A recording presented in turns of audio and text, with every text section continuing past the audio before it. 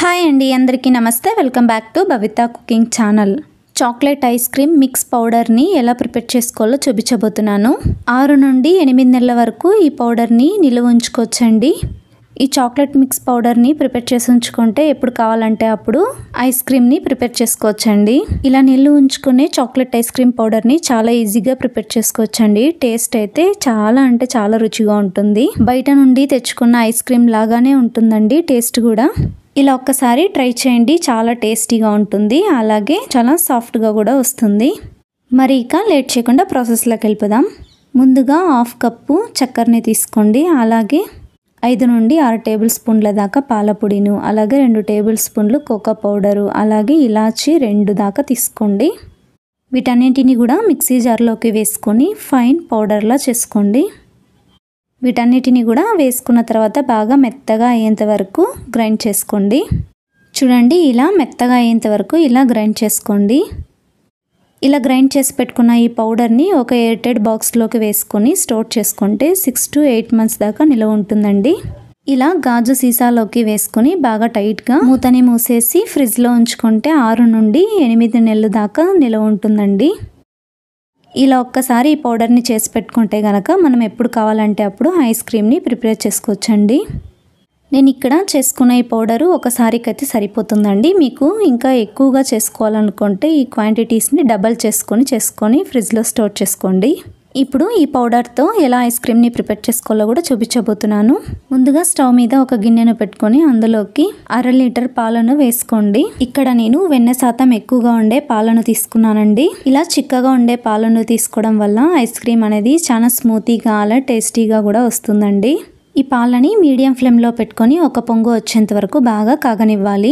ఇలా పాలు పొంగుతున్నప్పుడు స్టవ్ని లో ఫ్లేమ్లో ఉంచేసి 5 నిమిషాల పాటు ఇలాగే మరలించాలి పాలు. అప్పుడైతే ఇంకా చిక్కగా అవుతాయి పాలు. ఇలా పాలని 5 నిమిషాల పాటు మరలించుకున్న తర్వాత స్టవ్ని లో ఫ్లేమ్లో ఉంచేసి 1 కప్పు దాకా ఐస్ క్రీమ్ మిక్స్ పౌడర్ని తీసుకోండి. 1/2 లీటర్ పాలకు 1 cup ice cream mix powder అయితే సరిపోతుంది. ఇలా పాలని ఒకసారి మిక్స్ చేసుకొని చాక్లెట్ పౌడర్ని మొత్తం వేసేసుకొని ఇప్పుడు బాగా మిక్స్ చేసుకోండి. మనము ఈ ఐస్ క్రీమ్ మిక్స్ పౌడర్ని వేసేటప్పుడు స్టవ్ని లో ఫ్లేమ్లో ఉంచి ఉండలు కట్టుకోకుండా ఇలా మిక్స్ చేస్తూనే ఉండాలి. మీకు ఇంకా ఇలా వేసుకోవడం కష్టంగా ఉంటే ముందుగానే కొద్దిగా పాలను తీసి ఒక కప్లోకి వేసుకొని బాగా మిక్స్ చేసుకొని వేసుకుంటే కూడా ఉండలు కట్టకుండా ఉంటాయి. ఇలా మిక్స్ చేసుకుంటూనే ఉండగానే చిక్కబడుతుందండి. ఈ కన్సిస్టెన్సీలో ఉన్నప్పుడే స్టవ్ని ఆఫ్ చేసుకోండి. ఇప్పుడు ఈ మిశ్రమాన్ని పూర్తిగా చల్లారనివ్వాలి. ఇది పూర్తిగా చల్లారిన తర్వాత మిక్సీ జార్ని తీసుకొని మిక్సీ జార్లోకి వేసుకోండి. ఇలా ఐస్ క్రీమ్ మిక్స్ మొత్తం మిక్సీ జార్లోకి వేసుకున్న తర్వాత ఇందులోకి 1/2 కప్పు దాకా ఫ్రెష్ క్రీమ్ కానీ లేదంటే ఇంట్లోనే మనం మీగడని తీస్తాం కదా, అది 2 రోజుల పాటు మీగడని తీసి 1/2 కప్పు దాకా వేసుకోండి. ఇలా మిశ్రమాన్ని మొత్తాన్ని మిక్సీ జార్లోకి వేసుకొని మూత పెట్టేసుకొని మధ్యలో ఆపుతూ మిక్సీ పట్టుకోండి. చూడండి, ఈ విధంగా క్రీమీ టెక్స్చర్ వచ్చేంత వరకు గ్రైండ్ చేసుకోవాలి. ఇప్పుడు ఈ మిశ్రమాన్ని ఒక ఎయిర్టైట్ బాక్స్లోకి ట్రాన్స్ఫర్ చేసుకోవాలి. మీ దగ్గర ఉండే ఎలాంటి బాక్స్లోకైనా సరే వేసుకొని స్టోర్ చేసుకోవచ్చండి. చూడండి, ఇలాంటి బాక్స్లైనా యూస్ చేసుకోవచ్చు. నేను ఇక్కడ ఇలా ఖర్జూరం ఖాళీ బాక్స్లోకి వేసుకుంటున్నానండి. మీరు స్టీల్ బాక్స్ అయినా సరే ఏదైనా ఒక బాక్స్లోకి వేసుకోవచ్చు. ఇలా ఐస్ క్రీమ్ని మొత్తం ఇలా బాక్స్లోకి వేసుకున్న తర్వాత ఇప్పుడు టైట్గా మూతను పెట్టేసి డీప్ ఫ్రిడ్జ్లో 8 గంటల సేపు హై కూలింగ్లో ఉంచాలి, లేదా ఓవర్ నైట్ అయినా సరే ఉంచుకోవచ్చు.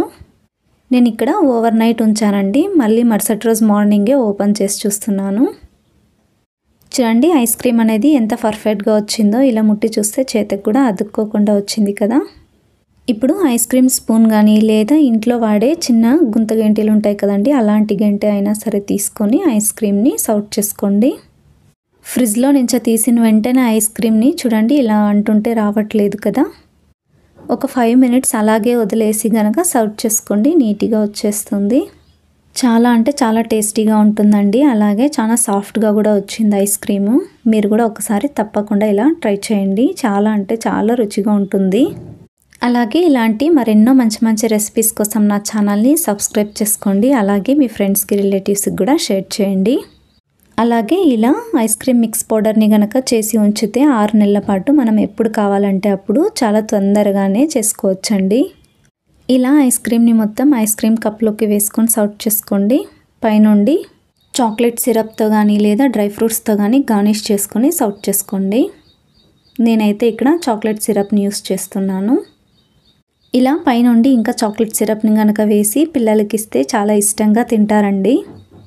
అంతేనండి, ఎంతో ఈజీగా ప్రిపేర్ చేసుకునే చాక్లెట్ ఐస్ క్రీమ్ రెడీ కదండి. మీరు కూడా తప్పకుండా ఒకసారి ఇలా ట్రై చేయండి. మీకు ఎలా వచ్చిందో నాకు కింద కామెంట్ సెక్షన్లో కామెంట్ చేయండి. మీకు ఈ రెసిపీ కనుక నచ్చినట్టయితే లైక్ చేయండి, షేర్ చేయండి, సబ్స్క్రైబ్ చేయండి. మీ ఫ్రెండ్స్కి రిలేటివ్స్కి కూడా షేర్ చేయండి. మీకు ఎలాంటి రెసిపీస్ కావాలన్నా నన్ను కింద కామెంట్ సెక్షన్లో అడగండి. నేను తప్పకుండా వాటిని ట్రై చేసి చూపిస్తాను. లేదా ఇన్స్టాగ్రామ్లో అయినా కామెంట్ చేయండి, తప్పకుండా నేను ట్రై చేసి చూపిస్తాను. Thank you for watching video.